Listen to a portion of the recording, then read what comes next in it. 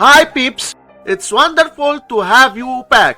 Coming up next, 24 divided by 12, which equals 2, and 16 divided by 8 equals 2. Now we have this problem, 2 divided by 2, which equals 1. But this answer is not correct because according to the order of operations, we must do this division, then this division, and at last this division. So we have first this division, 24 divided by 12 equals 2. So we have 2 divided by 16 divided by 8, and we can write this part as 2 over 16 divided by 8. So we must keep the first fraction 2 over 16 and change division to multiplication times,